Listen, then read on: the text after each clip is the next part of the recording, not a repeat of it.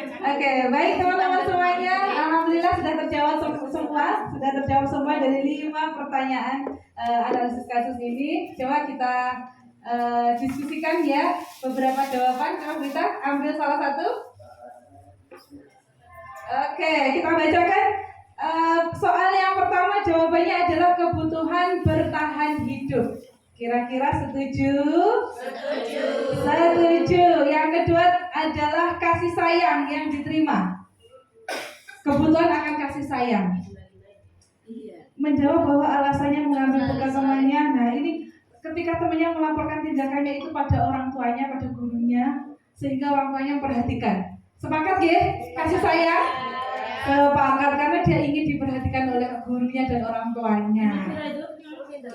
Nomor 2 berarti kebutuhan kasih sayang. 1, kebutuhan bertahan hidup. Karena lapar, tidak dibawakan bekal. Dia ingin memenuhi kebutuhan bertahan hidupnya. Kemudian yang ketiga, kebutuhan keterampilan atau penguasaan. Ayo, jawaban ini adalah merasa hebat karena temannya jadi takut dengan dia. Menurut dengan dia. Penguasaan sama saja, keterampilan atau penguasaan sama ya. Jadi kebutuhan yang ingin diterima ada, kebutuhan yang ingin dipenuhi adalah penguasaan atau keterampilan. Yang keempat jawabannya adalah kesenangan. Sepakat enggak? Yang keempat kesenangan.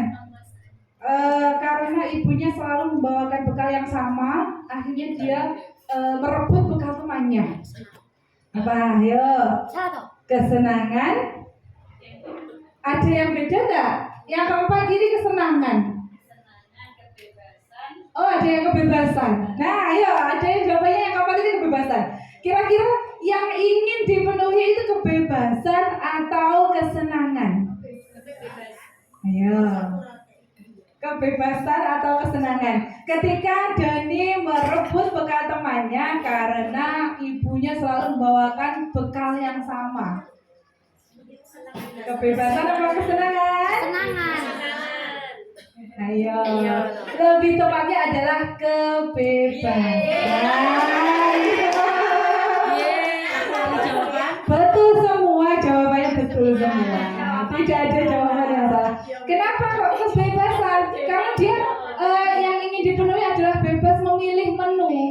Sedangkan ibunya tidak memberikan kebebasan untuk memilih menunya. Jadi yang ingin dipenuhi adalah kebebasan. Yang kelima jawabannya adalah ini kebebasan ya. Yang kelima bisa kebebasan, bisa apa? Kesenangan. Ada yang kesenangan, ada yang kebebasan. Hampir mirip. Jadi kita harus detail untuk melihat jawaban anak. Kira-kira ketika anak itu melakukan hal tersebut, kita detail sekali untuk melihat jawabannya sehingga kita bisa menentukan kebutuhan apa yang ingin dia penuhi. Kalau yang kelima melakukannya karena iseng, dia menikmati ekspresi temannya yang lucu ketika bekalnya direbut. Berarti apa? Kesenangan. Dia merasa lucu melihat temannya yang bekalnya direbut. Jadi yang ingin dipenuhi adalah kesenangan. Terima kasih teman-teman sudah menjawab 5 pertanyaan dalam kasus ini. Alhamdulillah nanti setelah ini teman-teman harus sudah bisa bagaimana mendeteksi kebutuhan anak apa yang ingin dia penuhi ketika dia melakukan perbuatan-perbuatan yang melanggar aturan, ketika dia melakukan perbuatan-perbuatan yang tidak disiplin. Sehingga setelah kita mengetahui alasan atau mengetahui kebutuhan yang ingin dia penuhi, maka itu menjadi kunci kita untuk menyelesaikan masalah tersebut. Apabila anak yang ingin dia penuhi adalah kesenangan, berarti kita tawarkan kesenangan untuk anak-anak sehingga kita mampu memasukkan nilai-nilai disiplin ketika anak-anak sudah merasa senang. Ketika anak melakukan perbuatan yang melanggar disiplin karena ingin mendapatkan kasih sayang, berarti solusinya adalah kita memberikan kasih sayang terlebih dahulu. Misalnya kasih sayang yang dibutuhkan adalah orang tuanya, berarti kita harus konsultasi juga kepada orang tuanya untuk mengurangi tindakan-tindakan yang indisipliner anak tersebut. Begitu ya teman-teman. Jadi 5 kebutuhan dasar ini ya kita terapkan ketika kita mendeteksi masalah-masalah yang dilakukan oleh anak kita, sehingga kita mampu menemukan kunci bagaimana menyelesaikan permasalahan tersebut. Sampai di sini 5 kebutuhan dasar manusia sudah bisa dipahami dengan baik ya? Alhamdulillah. Coba tepuk semangat.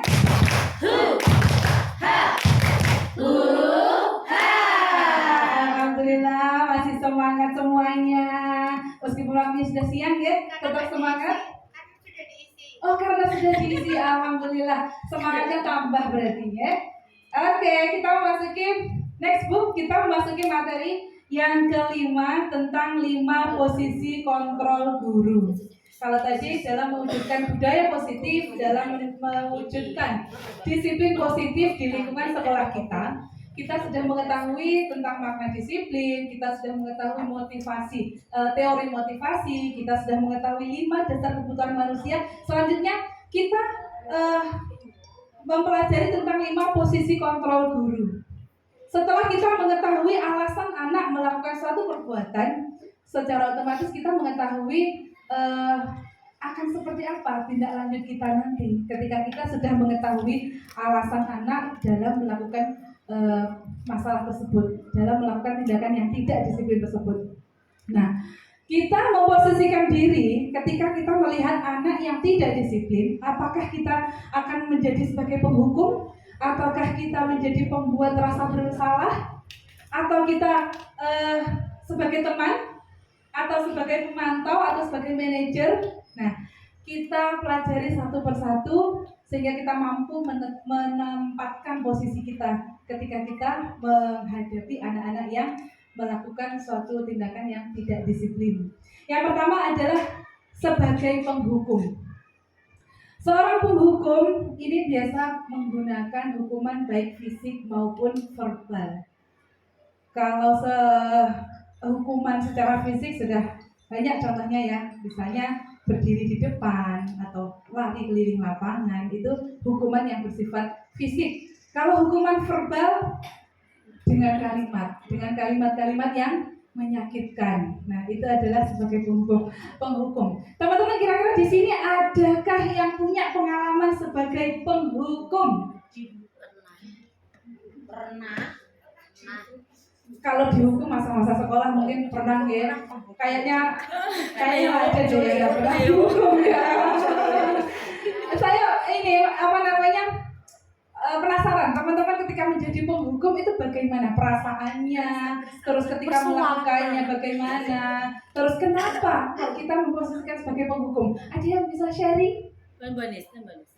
Banis boleh, silahkan Banis. Terima kasih waktunya. Ini karena memang karakter murid saya kelas A4 itu memang benar-benar luar biasa hebat. Memang benar-benar yang disebut Buta kalau anak langit ya, mungkin medul ke langit ya gitu. Nah itu kalau semacam Leo itu kalau dikasih halus, misalnya dikasih pujian, diajak sharing, itu nggak nyantol burangnya, nggak nyantol, malah dia jogetan. Juga bohong itu para niku gurunya dibakar koncone ngeceng-ngeceng ngoten niku. Nah, terus kalau misalnya cuma dipluwarai ngoten niku minggring ngoten. Nah itu. Tapi kalau sudah lagi bertingkah lagi, dia itu seperti melempar-lempar balok dan semacamnya. Kalau tidak dengan nada tinggi, tidak berhenti. Kalau tidak misalnya dipegang tangannya, dia tidak akan berhenti. Seperti itu. Nah, terus itu pun Leo itu dia kalau mengolah kata dia pintar sekali. Padahal dia pelaku, dia melaporkannya temannya. Oh tadi ini miso, padahal dia sendiri yang ngomong. Nah, terus itu karena saya dia keseringan seperti itu, saya memang perlu kayaknya ya memberikan misalnya kalau saya biarkan atau misalnya cuma dihalusin saja dia tuh nggak bisa, karena orang tuanya pun juga sudah angkat tangan selalu cerita seperti itu. Nah itu terpaksa sebenarnya sih kalau saya memberikan sedikit keras kepada Leo, setelahnya misalnya ibaratnya orang beri jamu pahit, saya kasih manisnya setelahnya, biasanya saya seperti itu. Nah itu sampai sekarang kalau Leo itu perubahannya ya cuma sedikit ada sih sebenarnya perubahannya, progresnya untuk Leo. Dia pinter, aku samatannya banyak termasuk yang jelek-jelek juga, tapi pinter, disuruh acting pinter, disuruh apa-apa pinter gitu Leo itu. Kalau seperti itu gimana itu kurang? Kasus yang sangat menarik ya, di kelasnya Bu Anis ada anak yang bernama Leo. Ternyata memang kalau kita mempelajari 5 posisi guru, 5 kontrol posisi guru, kita menerapkan posisi ini bertingkat dalam artian yang pertama kita mencoba menjadi manajer dulu. Kalau ketika kita menjadi manajer, anak tidak ada perubahan, kita turun menjadi pemantau. Kemudian kalau menjadi pemantau tetap tidak ada perubahan, boleh kita sebagai teman. Kemudian membuat rasa bersalah dan penghukum, ini adalah sebenarnya jalan terakhir. Jalan terakhir ketika kita menghadapi anak-anak yang memang tidak melakukan hal-hal yang tidak disiplin. Kalau dalam kasusnya Leo, sudah sangat bagus sekali tindakan yang sudah dilakukan Bu Anis, yakni dengan benar menjadi penghukum dengan nada tinggi, akan tetapi ada ininya, ada manisnya. Setelah dihukum, setelah dengan nada tinggi, setelahnya juga akan ada manisnya. Mungkin kalau sebagai penghukum memang harusnya seperti itu ya, karena memang penghukum ini menjadi jalan terakhir, bagaimana kita mendisiplinkan anak. Sebisa mungkin kita hindari, ya. Begitu. Terima kasih Bani, tepuk tangan Bani. Tepuk keren bagaimana Pita? Wow, keren.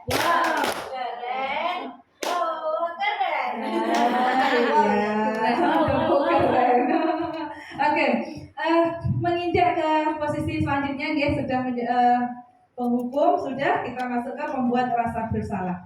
Pada posisi ini biasanya guru akan bersuara lembut.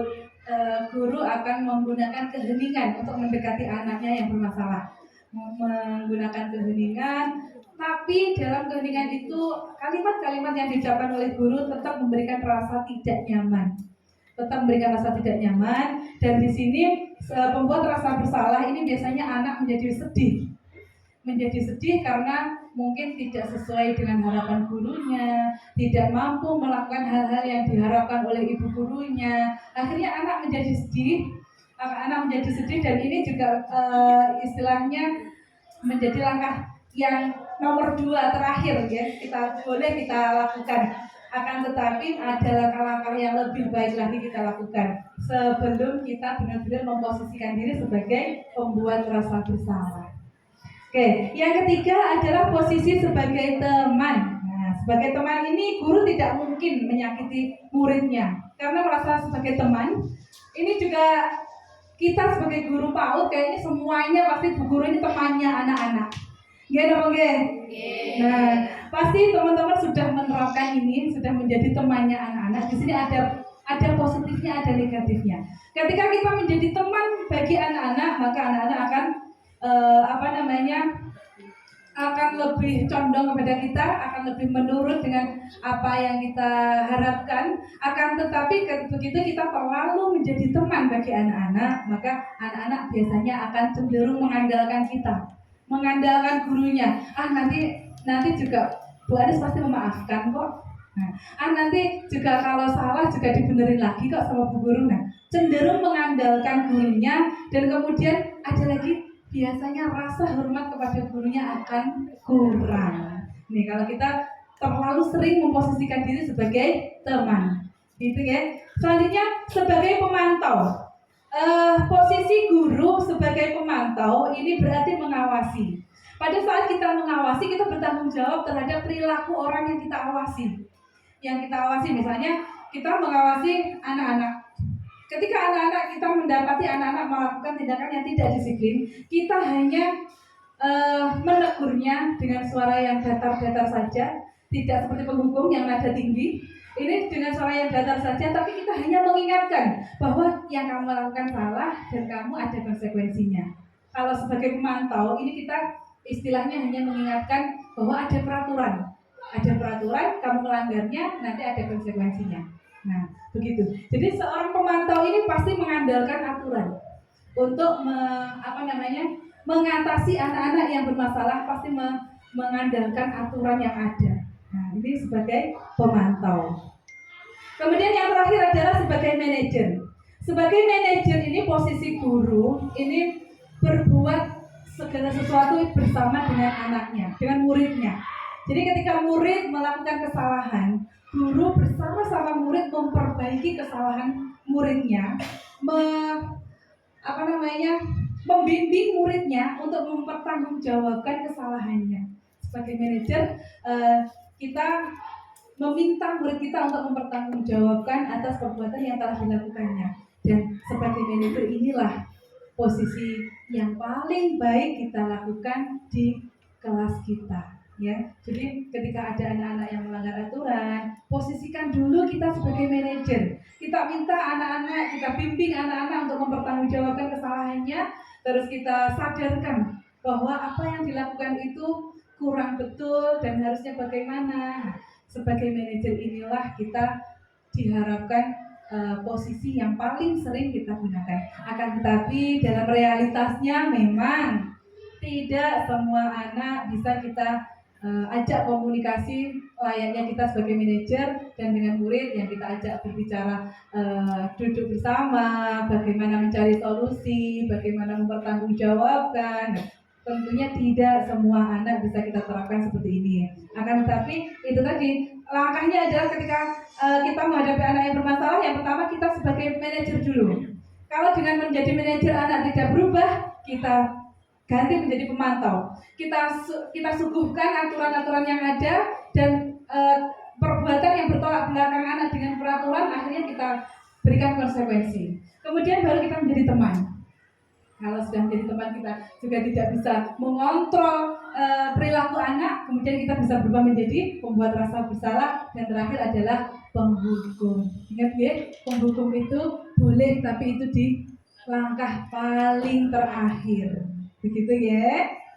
Baik, selanjutnya kita belajar next book. Kita belajar tentang kalimat-kalimat guru yang memposisikan sebagai, yang pertama sebagai penghukum. Jadi guru ketika memposisikan dirinya sebagai penghukum, ini biasanya nada suara tinggi. Nada suara tinggi, mata melotot, kadang-kadang menunjuk-nunjuk. Nah, ini adalah karakter sebagai penghukum. Contohnya, contoh kalimatnya seperti ini. Terlambat lagi, pasti terlambat lagi. Selalu datang terlambat. Kapan bisa datang tepat waktu? Nah, ini ada suaranya tinggi, nunjuk-nunjuk, mata melotot. Nah, ini adalah diri sebagai penghukum. Dampaknya apa? Ketika kita menjadi penghukum, dampaknya kepada anak itu bukan anak yang menjadi disiplin, akan tetapi lebih sering membuat anak malah menjadi amarah, menjadi emosi dan bersifat agresif. Bisa jadi ketika kita menjadi penghukum, anak menurut dengan kita hanya sementara saja, tapi setelah itu bisa melakukan hal-hal yang lebih agresif lagi. Nah, itu dampak yang sering muncul ketika kita memposisikan diri sebagai penghukum.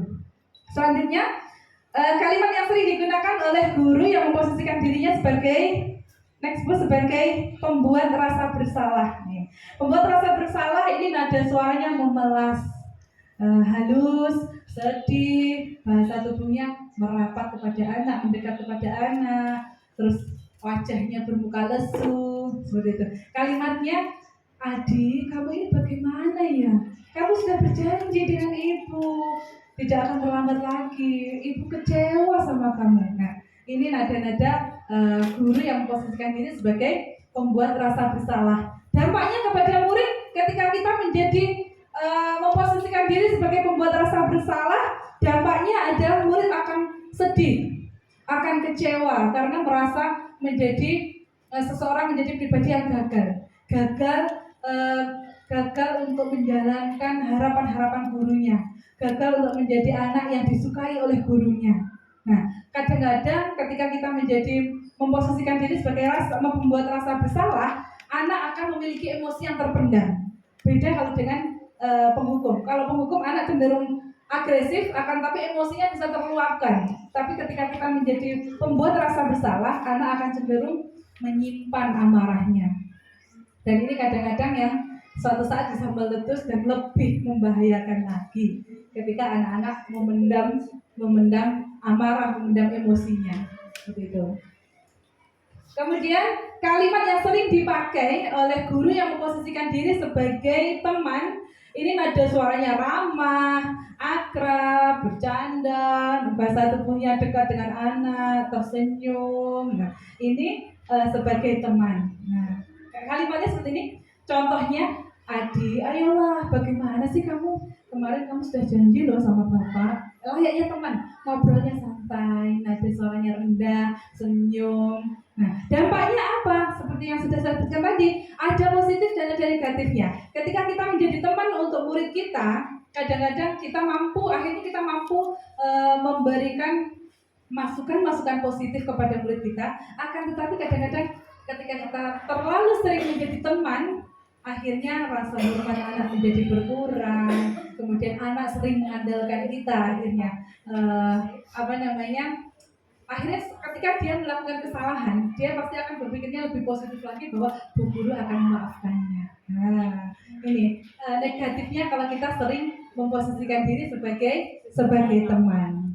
Selanjutnya sebagai pemantau. Nah, sebagai pemantau, ini nada suaranya datar, bahasa tubuhnya formal. Karena pemantau tadi berfokusnya kepada aturan, kepada peraturan. Jadi ketika ada anak yang melanggar peraturan, hanya datar saja.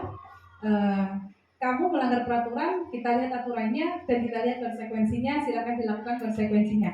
Hanya seperti itu, hanya sebatas itu. Jadi dampaknya kepada murid ini. Murid akan melaksanakan disiplin yang kita arahkan, akan tetapi hanya bersifat sementara. Karena hanya anak melakukan disiplin itu hanya untuk menghindari hukuman, untuk menghindari konsekuensi. Dan berarti itu anak melakukan disiplin bukan dari dalam diri dan dari hatinya sendiri. Dia karena motivasi ekstrinsik, yaitu karena takut dihukum, takut akan konsekuensinya. Bagus, anak akan menurut, anak akan melakukan disiplin, akan tetapi tidak bertahan lama. Ada kemungkinan besok diulang lagi. Seperti itu. Yang terakhir adalah kalimat sebagai manajer. Sebagai manajer, nada suaranya tulus, bahasa tubuhnya tidak kaku, mendekat ke murid. Nah, ini ada contoh-contoh kalimatnya. Nah, dampaknya ketika kita menjadi manajer, anak akan mengetahui bahwa dia melakukan kesalahan. Akan tetapi anak tidak akan merasa menjadi pribadi yang gagal. Karena di situ diarahkan guru untuk mempertanggungjawabkan apa yang sudah diperbuatnya. Ketika dia sudah mampu memperbaiki kesalahannya, secara otomatis dia akan keluar dari masalah itu menjadi pribadi baru, menjadi pribadi yang ringan, tidak merasa terbebani dengan kesalahan yang sudah dia lakukan. Begitu. Ya teman-teman, kita lihat sebuah kasus atau contoh kalimat yang akan didramakan oleh tokoh-tokoh yang ada di video.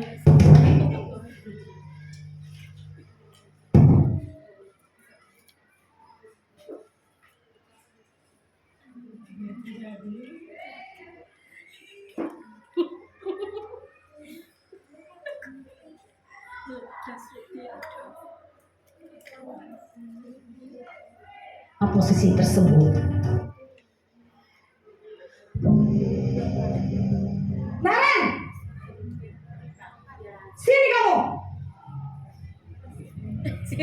Selamat pagi, Bu. Selalu terlambat. Kamu deh, pasti terlambat. Maaf, Bu. Saya Apa coba? Alasan kamu apa lagi? Kapan sih kamu tidak terlambat? Malah sekali ya kamu jadi anak. Saya Dasar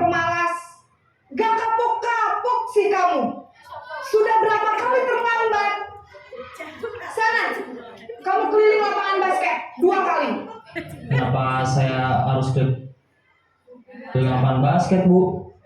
Kenapa? Kamu melawan ibu? Berani-beraninya jawab sudah terlambat, masih berani jawab pula. Sekarang keliling lapangan basket 5 kali sekalian, biar kapok. Cepat, pergi Sat. Nah, kira-kira kalau Nada bicara seperti ini guru ini posisinya sebagai apa? Sebagai penghukum. Sudah jelas ya, Nada suaranya tinggi, terus ada hukuman yang bersifat fisik keliling lapangan. Nah, ini adalah sebagai penghukum. Next, Bu. Karena ke lapangan basket.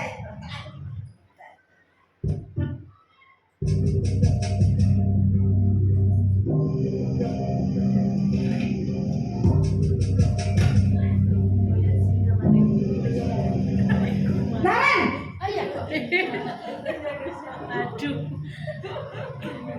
Selamat pagi, Bu. Naren, kamu kenapa terlambat lagi, nak? Ya Tuhan, Naren, kamu senang ya bikin ibu susah ya? Kalau kamu terlambat lagi, nanti ibu yang ditegur bapak kepala sekolah, nak. Disangka ibu tidak bisa membina kamu. Duh, gimana ini? Bos, Bu. Maaf, Bu. Nah, kalau kalimatnya seperti ini, kira-kira Bu Guru ini sebagai posisi apa ya? Membuat rasa bersalah. Membuat rasa bersalah. Nanti Bu Guru yang yang ditegur sama kepala sekolah. Nah, ini adalah membuat rasa bersalah. Next.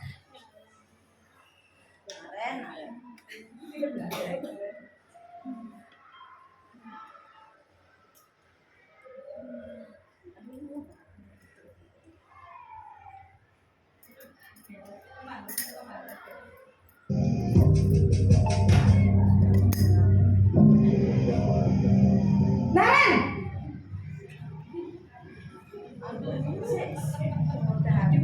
Selamat pagi, Bu. wah, sudah jam berapa ini, nak? Terlambat lagi ya, sayang. Iya, Bu. Habis ibu saya lupa bangunkan saya, Bu. Kamu malah menyalahkan ibu kamu. Kamu bukannya anak yang larinya paling kencang. Kok terlambat sih? Iya, Bu. Saya memang terlambat bangun tadi. Jadi, biarpun saya lari kencang, tetap gak kekejar, Bu. Ya sudah sana. Nanti lain kali larinya lebih kencang lagi ya. Biar gak terlambat lagi. Bos bikin seneng ibu. Demi ibu. Nah, bikin senang ibu demi ibu. Nah, kira-kira sebagai apa ini? Sebagai teman. Sudah jelas sekali ya. Dari bahasanya sudah terlihat ini adalah sebagai teman. Next, Bu.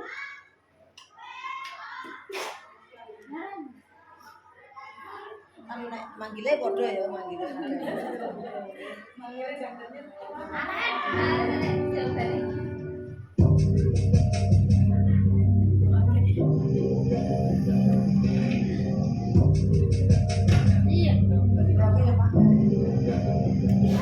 Naren,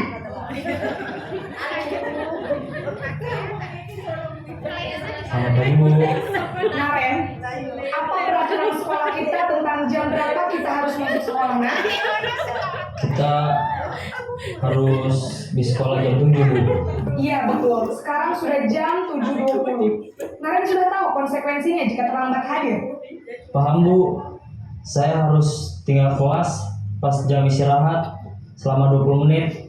Iya benar, konsekuensinya demikian.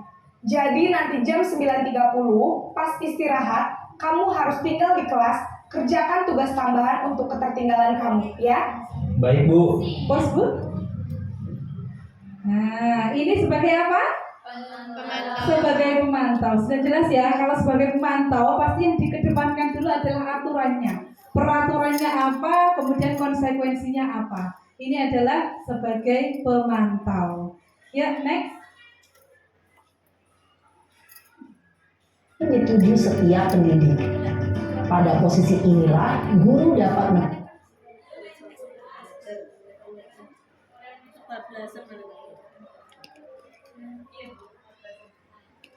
kita semua. Baik, jadi yang mengingatkan Are memperbaiki masalah keterlambatan ini.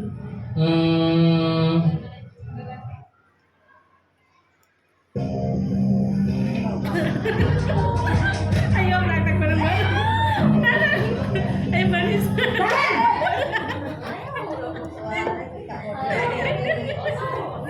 Selamat pagi Bu. Selamat pagi Naren. Maaf Bu, saya terlambat. Iya, sekolah masuknya jam 7, sekarang sudah jam 7.20. Jadi sekarang bagaimana ini Naren? Maaf Bu, saya lupa setel alarm saya semalam. Baiklah, menurut kamu, keyakinan sekolah yang mana yang perlu kamu tingkatkan? Menghargai diri sendiri dan orang lain mungkin ya Bu. Setuju. Jadi, apakah Naren meyakini prinsip saling menghormati tersebut? Iya Bu, saya meyakininya. Apakah Naren bersedia memperbaiki masalah keterlambatan ini? Bersedia Bu. Bagaimana kamu akan memperbaiki masalah keterlambatan ini? Saya akan coba untuk tidak lupa menyetel alarm saya Bu. Baik, kalau Naren lupa menyetel alarm di rumah, ada orang yang kira-kira bisa bantu mengingatkan tidak? Ada Bu, kakak saya, Kak Emma. Bos, ada lagi selain Kak Emma? Selain Kak Emma, Nah, posisi terakhir yakni sebagai manajer. Kayaknya lebih ini ya. Enak ya kalau manajer ya. Bahasanya enak, kita menuntun anak untuk bertanggung jawab. Setelah bertanggung jawab, kemudian kita menuntun anak untuk menemukan solusi. Jadi bukan hanya bertanggung jawab, bukan hanya mengetahui kesalahannya di mana, akan tetapi fokus kepada solusi. Kalau ini kisah Naren ini dia terlambat. Solusinya bagaimana tadi? Dengan menyetel alarm, dengan meminta keluarganya Kak Emma, ibunya untuk mengingatkannya untuk bangun lebih pagi. Jadi sebagai manajer, fokus utamanya adalah untuk mencari solusi untuk anak bertanggung jawab, kemudian mencari solusi atas perbuatan yang telah dilakukannya. Oke, next Bu. Oke, teman-teman, setelah ibu saya.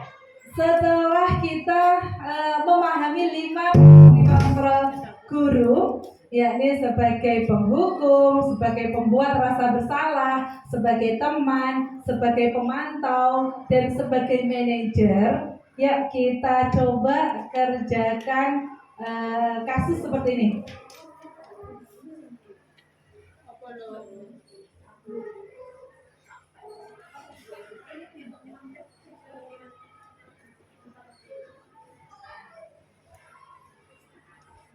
Ya, kita lihat tabel ini.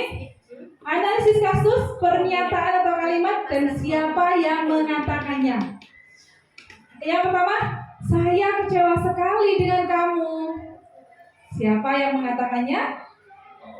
Guru. Posisi apa? Posisi sebagai Ayo, membuat ingat rasa ya. bersalah. 5 posisi guru tadi, 5 posisi kontrol guru tadi.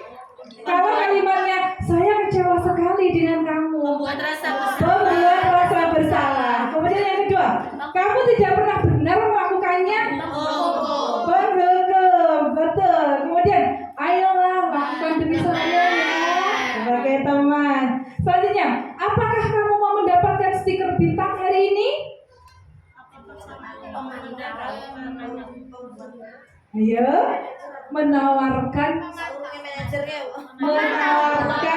stiker bintang. Adalah sebagai pemantau, karena pemantau itu selalu mengedepankan konsekuensi, ya. Kemudian, bagaimana kamu bisa menyelesaikan masalah ini? Manajer. Next Bu. Sebagai manajer. Kemudian, kamu selalu yang paling akhir.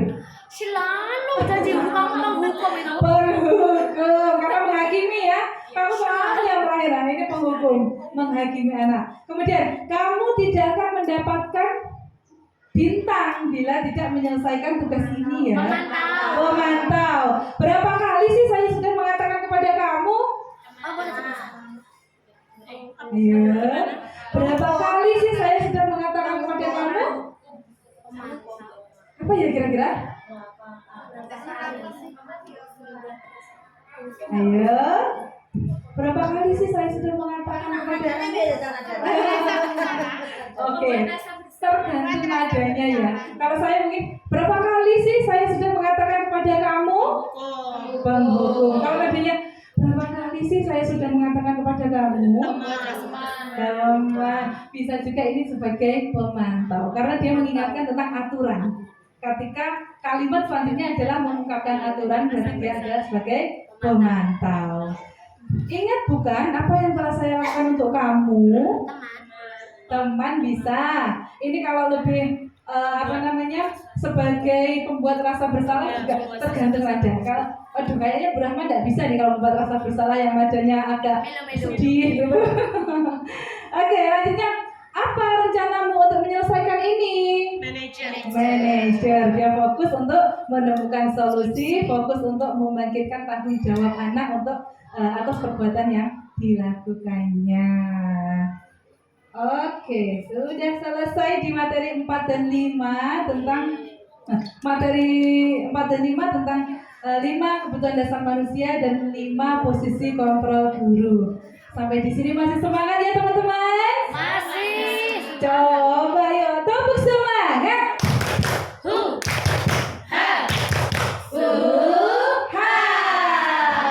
Baik, dua materi yang saya sampaikan mudah-mudahan memberikan manfaat untuk teman-teman semua, terutama untuk menambah kompetensi kita sebagai pendidik yang kemudian bisa mengimbaskan kepada anak-anak kita di kelas, bisa mempraktekkan di kelas ketika bagaimana kita menghadapi anak-anak yang melakukan hal-hal yang tidak disiplin. Baik, terima kasih dari saya, ada kurang lebihnya mohon maaf, dan selanjutnya materi ke-6 akan disampaikan oleh teman kita Ibu Rohmah Azizah SPD.